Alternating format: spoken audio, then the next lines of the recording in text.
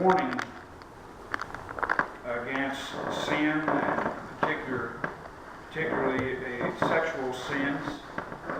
And it says, "My son, attend unto my wisdom, and bow thine ear to my understanding, that thou mayest regard discretion, and that thy lips may keep knowledge.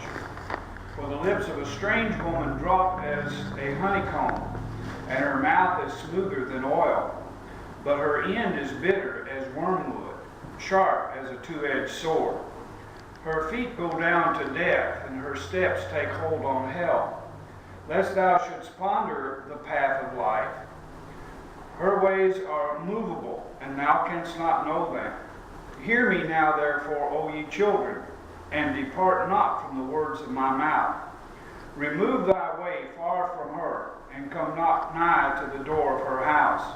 Lest thou give thine honor unto others, and thy years unto the cruel.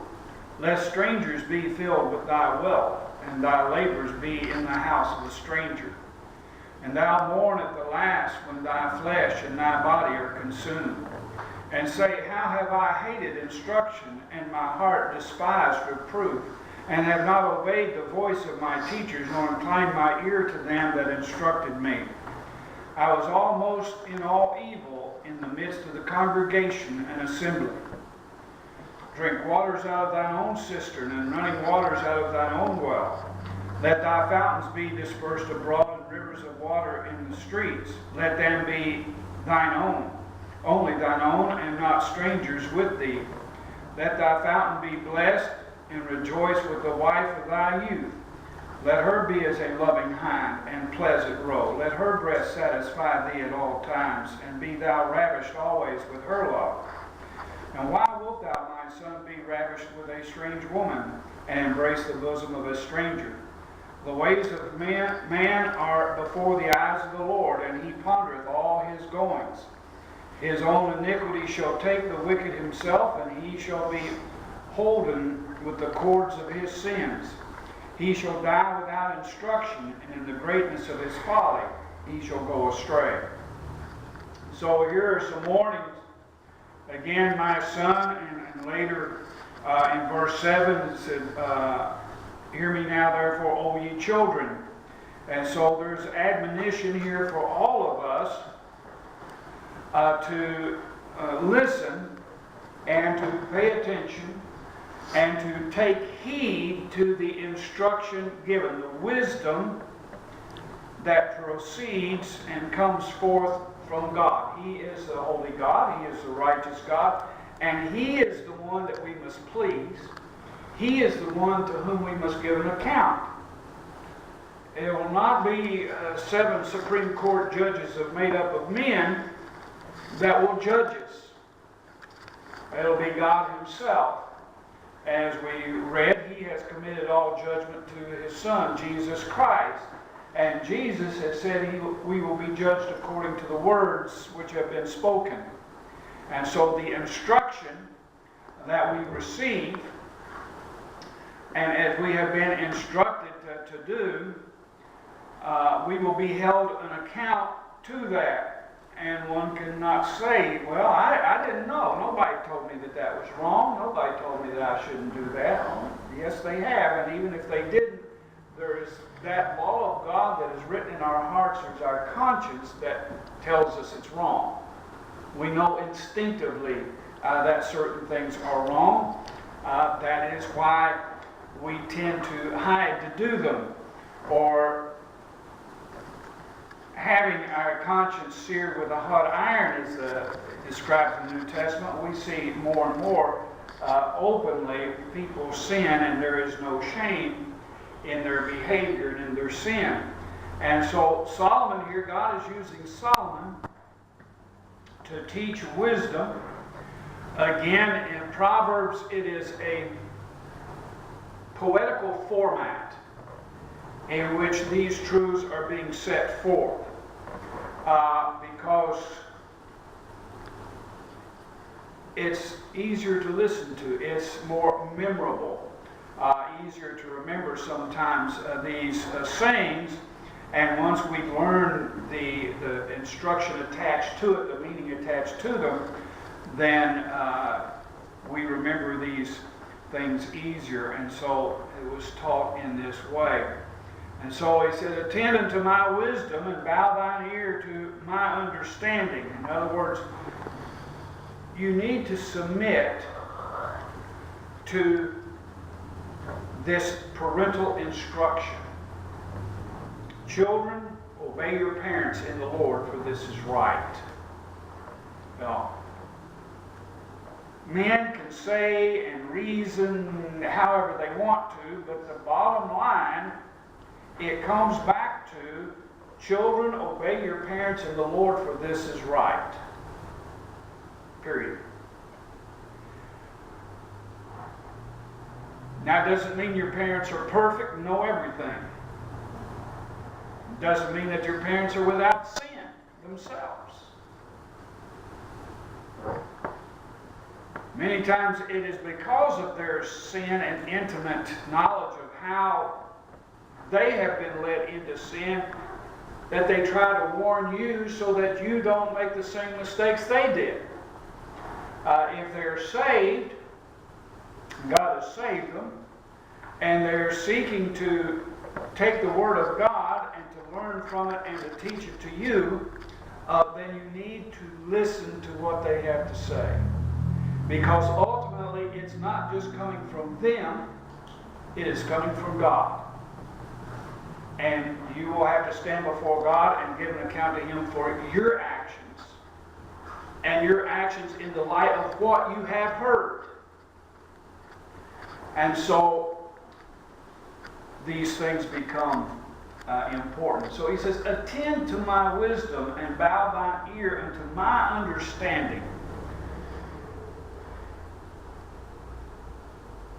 And this is kind of through Proverbs and Psalms where he says, lean not to thy own understanding. You know, and I see this in children.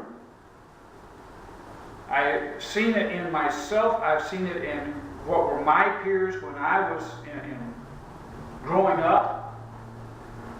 This attitude that, and it seems to be kind of universal, that there's that point in life where children think they know more than their parents. That's just part of human nature, I think. But the Bible teaches, and even adults think they know more than those who are in authority over them. Sometimes we may. But we are to be respectful of authority. We are to submit to authority.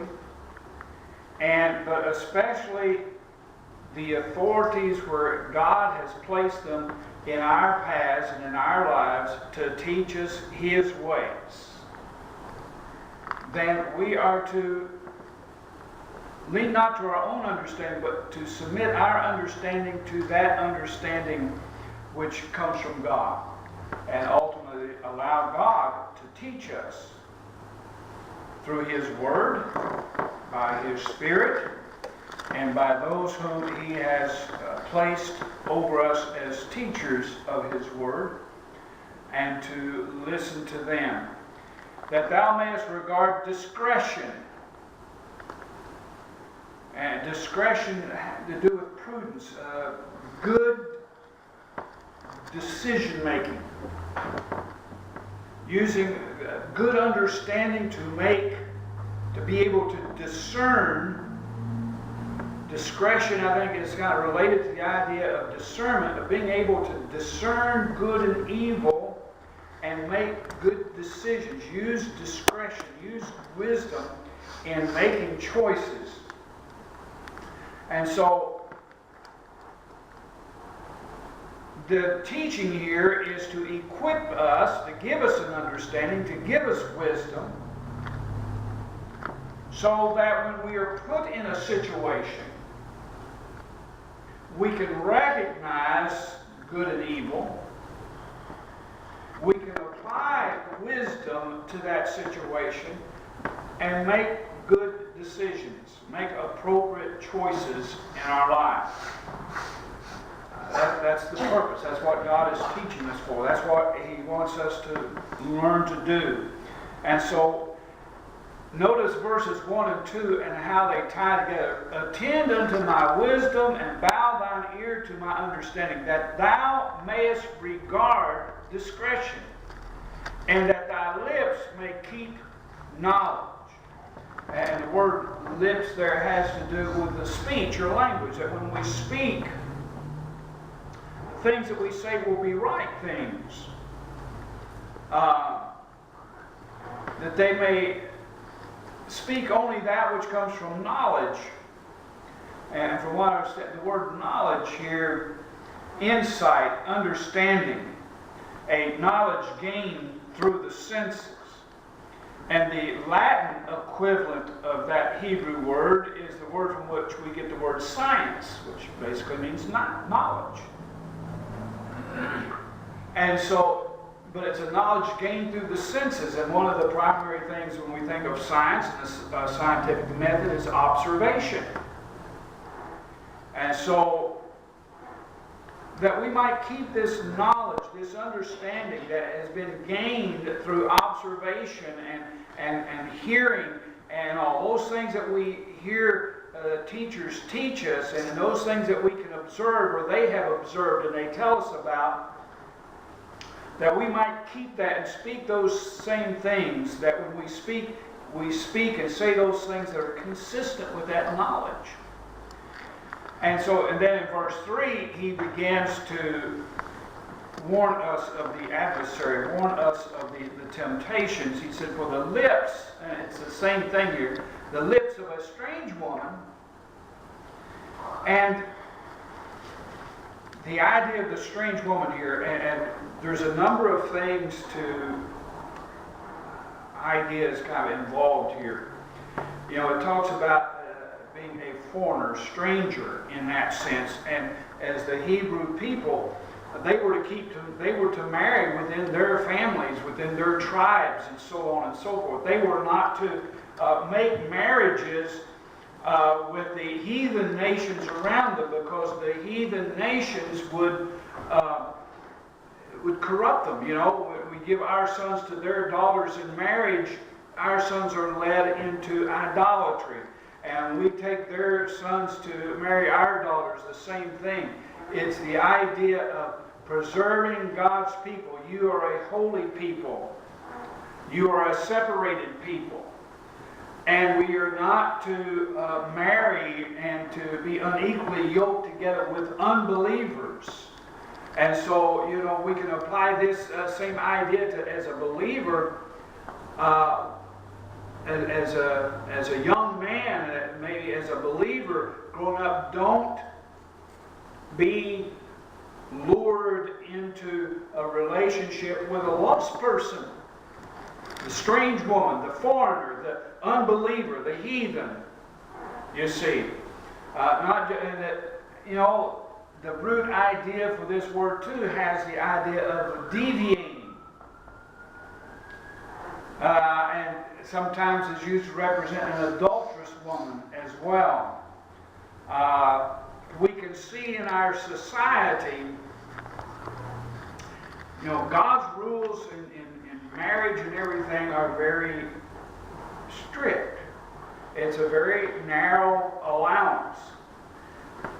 The world of unbelievers has a very wide approach to marriage, especially, and it's getting wider all the time. You know, they're trying to redefine marriage to include same-sex marriage and so on and so forth. The ideas of the lost when it comes to the marriage relationship is very different than that which God teaches us. And I think that's at kind of the heart here of what Solomon is saying to his son, and God through Solomon is saying to us.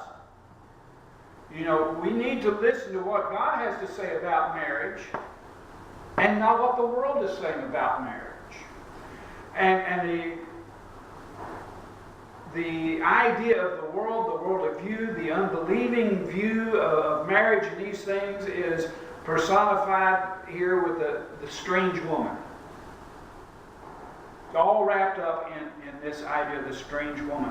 It said, for the lips of a strange woman drop as a honeycomb, and her mouth is smoother than oil. In other words,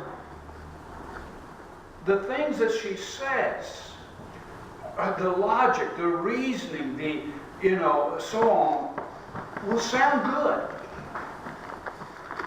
It'll sound right. But see, that's Satan. He's a liar. He's a deceiver. But he's a good liar. That in the sense that he's good at it. He's good at deceiving people. He's good at taking a little bit of truth, a kernel of truth that sounds good and building a lie around it. Or taking a lie and kind of coating it with a thin veneer of truth to make it palatable. And so he's comparing here when he says the lips, it's the same idea of speech, language. What they're speaking, what they're saying will sound good. It sounds sweet. See, honeycomb, honey, that is sweet. It is sweet to the taste. Oil, smooth. It lubricates. It just goes so smooth. It sounds so good. It said, but the end, see, it's deceitful. And as you go through the chapter, it will lead to sin, a sin that will destroy you. And so don't listen, basically is what he's saying. But her end is bitter. And that word is used as, just heart-crushing grief. Sounds good. But when you listen to it and are deceived by it and led down that path, the end will be very grievous. The end will be very destructive. It'll crush you. And it says, as bitter as wormwood, or a water that's been poisoned. And some have even associated the word wormwood with hemlock, which is a poison. And so he said, it's poisonous. Don't go that way. Don't listen to it. It's poisonous. It'll poison your mind. It'll poison your thinking. And as a poison, even though it's sweet at the beginning, it is destructive in the end. And so he says, her end is bitter as wormwood, sharp as a two-edged sword. Her feet go down to death, and her steps take hold on hell. It is not a path that if we could see the end, it's the type of thing that if we were, given this choice and we're put in a situation and someone's coming on to us in such a way and trying to lure us away from the things of God, away from what God has said, and so we have a choice. Do we listen to what we've been taught? Do we follow those things our parents and our pastor and our Sunday school teachers and the Bible has taught us? Or do we listen to this smooth-sounding, right-sounding philosophy and begin to follow that, and we're at that crossroads and we have a choice to make?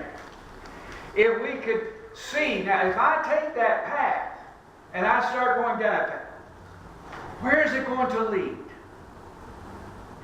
And we were allowed to look out and see the events that would follow and how our lives would become enmeshed in sin and bitterness and disappointment and grief and ultimately in death and hell. And we could see that, man, we would back off and say, no way. Now we can't see that, but God is telling us, and remember, He is the one who's able to declare the end from the beginning. And from ancient times, the things that have not yet come to pass. He is able to do that. And that's what he's telling us here and describing for us here. You go down that path, that is going to be your end.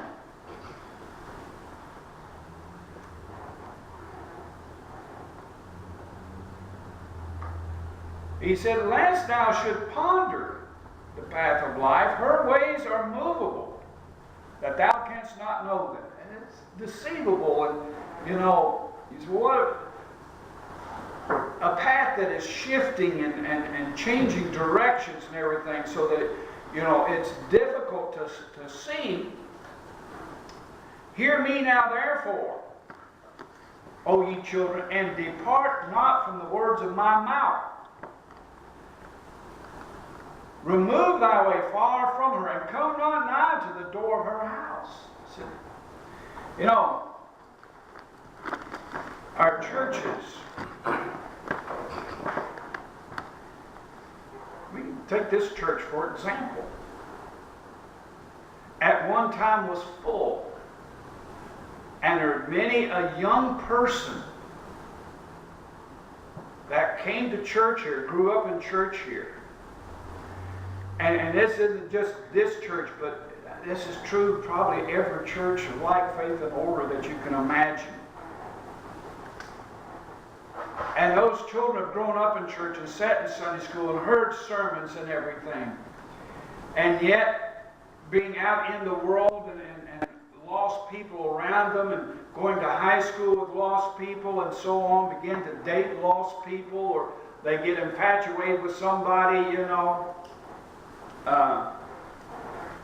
and they don't listen. They don't avoid it. They don't say, wait a minute, you're lost, I can't date you. That's what he's saying here. Remove thy way far from her, and come not nigh to the door of her house. Don't even get started down that path. Don't give it that opportunity. Make up in your mind, if you're saved, I'm only going to, if a person is not saved, not like faith, I'd go further, just saved, because a lot of people say they're saved. Well, how do you know they're saved? By their fruits ye shall know them. Where are they going to church? What does that church teach? Do they allow, there's a lot of churches, especially today, they allow all sorts of sin. Just however you are, whatever, it feels good with you, you just come and we'll accept you anyway. And so you have to be careful. And so I would, I'm even in my, as I would apply this, I would be very strict, very narrow, and say, look, you need to find someone of like faith and order. And even then, you need to be careful and really examine the fruits of their life. Do they show that evidence that they're saved? Do they really show that they love the Lord and want to serve the Lord and be pleasing to Him? And if not, don't let it go any further. You don't date them. You don't get involved with them, lest, he says in verse 9, thou give thine honor unto others, and thy years unto the cruel. How many of these people, and I wrote one of the tracts kind of based on interaction with one of these former members. I was brought up in church here, and now they're bitter. They're bitter toward church, they're bitter toward God. But they didn't follow God's instructions. They married someone who was lost, and now life has been cruel to them. They're thinking, I went to church, I believed in God, why did He allow this to happen? He allowed it to happen because you didn't pay attention to what He told you. What happens is exactly what He said would happen if you don't follow what He says. And then they become bitter with God. No.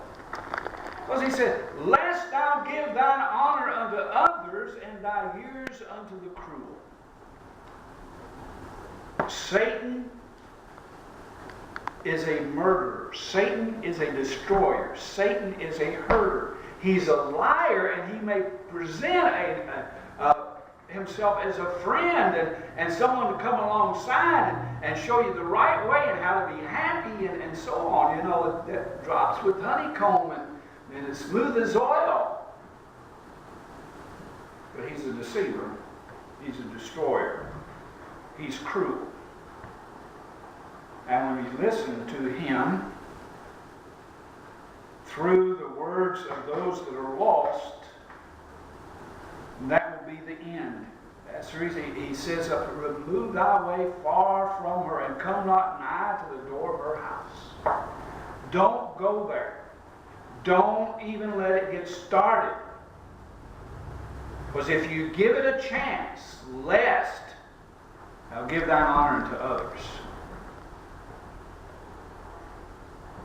Lest strangers be filled with thy wealth, and thy laborers be in the house of a stranger. You know, and that happened to Israel as a whole. Because they made marriages with the heathen nations round about them, and became turned unto their idol worship and things, and God raised those very strangers up to come in and spoil them. And so that which they labored for, that which they worked and harvested and built, was now taken over by strangers, by foreigners, whom God had told them not to make any covenants with and not to make any marriages with, and they didn't listen to him. And now that which was theirs, that good of the land that had been theirs, that they'd labored for, was now in the possession of others, those same foreigners.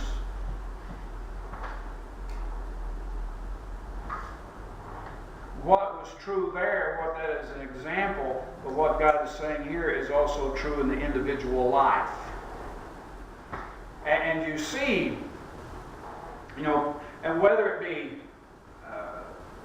marriage to a lost person, whether it be drugs, whether it be alcohol, how many times have you looked around and you see people that have gone down that path, and they lose their homes, they lose their jobs, everything that they've worked and built up, they lose, and somebody else's now. Their wives leave them, their families leave them. You know, they talk about the street people.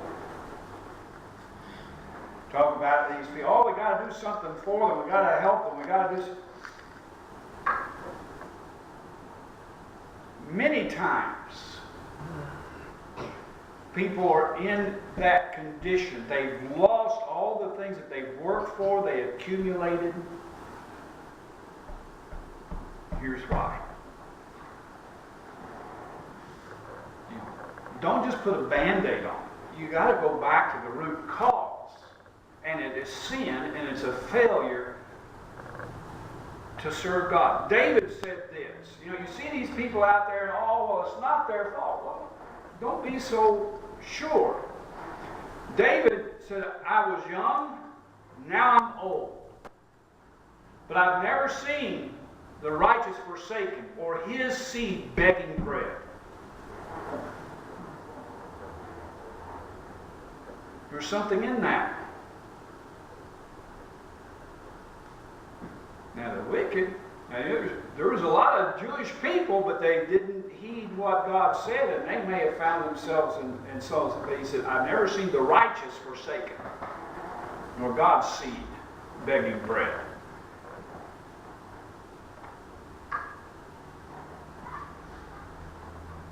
And thou mourn at the last when thy flesh and thy body are consumed. You know, sin does have its physical consequences in the flesh. A person that drinks alcohol, it affects him physically. It can destroy his liver. It can destroy other internal organs. People that smoke, the same thing. It destroys the lungs. Drugs, the brain, and other parts of their body. These things can and will just physically destroy your bodies. They have physical consequences as well as spiritual ones. You know, and Promiscuity has its diseases and things too that destroy the body. And he said, and thou mourn at the last.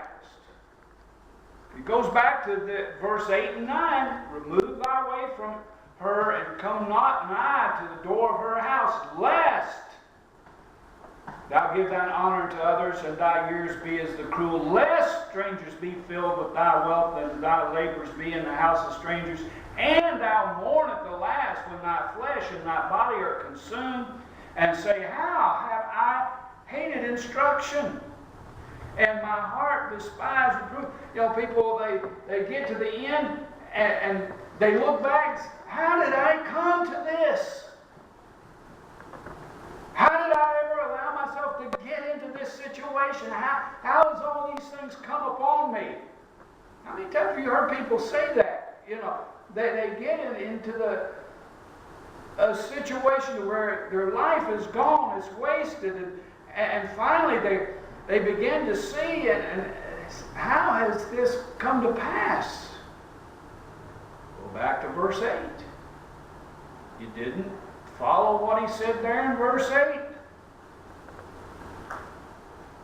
And you begin to realize, I hated instruction. My heart despised reproof. That's where it goes back to. Remember, my son, verse 1, attend to my wisdom and bow thine ear to mine understanding, that thou mayest regard discretion, that thy lips may keep knowledge. Well, as he say at the end, how have I hated instruction, and my heart despised reproof, and have not obeyed the voice of my teachers, nor inclined my ear to them that instructed me. That's how it came to pass. There was a time when you were instructed in the right way. There was a time when you was warned of the consequences of disobeying and ignoring that instruction. And you despised the instruction. You would not listen to that reproof. You would not bow thine ears to those things. And it has come to pass exactly as you was warned that it would. Now, when you're on this side of it and you're being instructed and you haven't gone down that route yet, you're thinking, yeah, well, you know. But if you don't listen, the time will come when you'll find yourself on the other end of this description. So I was almost in all evil in the midst of the congregation and assembly. You know, and how sad that people in church where these things are being taught, and yet they find themselves caught up in the evil. Because they didn't listen and submit themselves to that instruction. So he says, drink waters out here. He said, drink waters out of thine own cistern, and running waters out of thine own well. Let thy fountains be dispersed abroad, and rivers of waters in the streets. Let them be only thine own, and not strangers with thee. I think this partially goes back to what he was saying, Paul was saying there in Corinthians, be not unequally yoked together with unbelievers. You know, we as believers, and what he said there in Nehemiah and Ezra, says, you have nothing to do with this. We will do this ourselves. As well as the idea as an individual, don't be seeking out sin. Don't be seeking out a strange woman. Don't be going after these things. As he talks here in verse 19 or verse 18, let thy fountain be blessed, and rejoice with the wife of thy youth. And so here in particular, he is applying this that, you know, and this comes back to also making sure that, you know, when we marry correctly to begin with.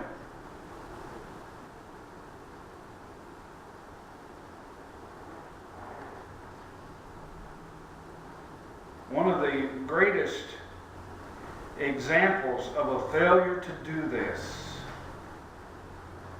of a godly man, was Samson. And his father tried to warn him. He said, Father, so I met this Philistine girl, and I'm so in love with her. Arrange the marriage. He said, son, that's not right. Isn't there any of all these young, beautiful Jewish girls here, the house of Israel, that you can find that, no, this one, this Philistine one, she just pleaseth me well. Didn't listen, did he? And it didn't turn out well for Samson either, did it? God used him to judge the Philistines in spite of his rebellion. But, I think that's an example of how God sometimes uses us in spite of our sins and in our sins. But it does not end well, and it's not honorable for us in the process. Marry right to begin with, and then don't look around. Here he says to basically the principles of contentment and satisfaction.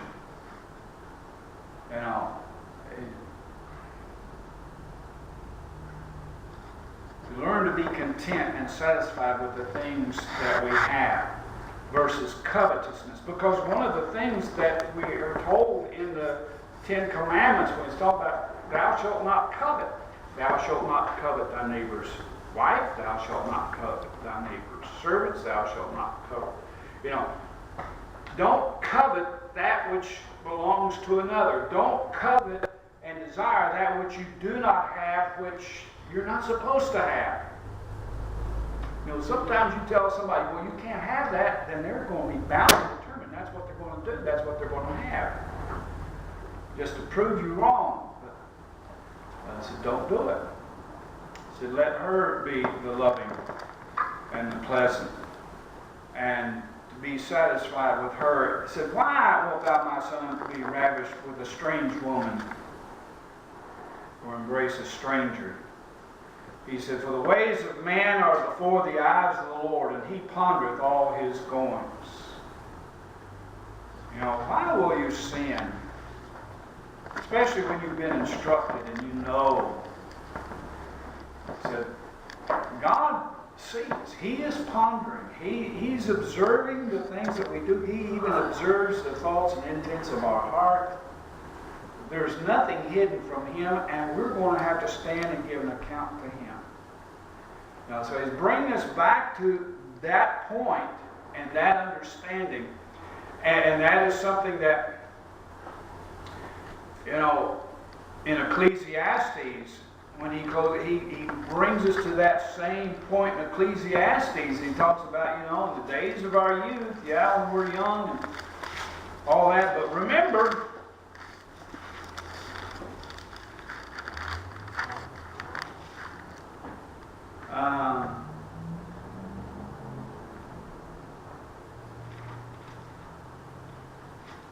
Ecclesiastes 12:1, remember now thy Creator in the days of thy youth, while the evil days are come not, nor the years draw nigh, when thou shalt say, I have no pleasure in them.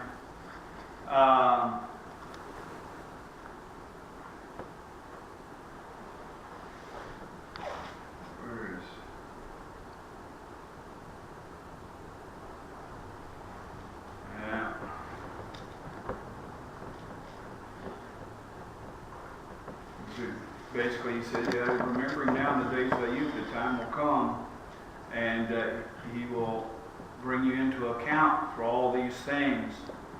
But he says in verse 13, let us hear the conclusion of the whole matter. Fear God and keep his commandments, for this is the whole duty of man. For God will bring every work into judgment, and every secret thing, whether it be good or whether it be evil. And so here Solomon is saying much the same thing. And he says, his own iniquities shall take the wicked himself, and he shall be holden with the cords of his sins. He will die without instruction. And that word instruction there means chastisement. He said, now the wicked, they will go on their way to its conclusion and death without being chastised of the Lord. And that's the reason he admonishes us as his children. Don't be weary of chastisement, because the Lord chastises those whom he loves. Whom he loveth, he chastises. And if we're without chastisement, he says we're bastards and not sons. We're not a child of God. And that's what he's saying here. The wicked will go, his iniquities will take the wicked himself, and he shall be holden with the cords of his sin. Sin will just bind us and bring us down. He shall die without chastisement. And in the greatness of his folly, he shall go astray. That is an end that we should seek to avoid. And the way to avoid it is at the beginning of the chapter. Attend unto my wisdom and bow thine ear to my understanding. Thou mayest regard discretion, that thy lips may keep knowledge. It says, what was it, in verse...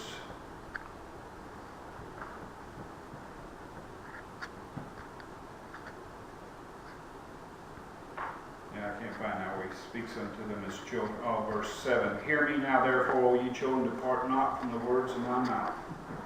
That is how we avoid the end described there. Let us stand together now.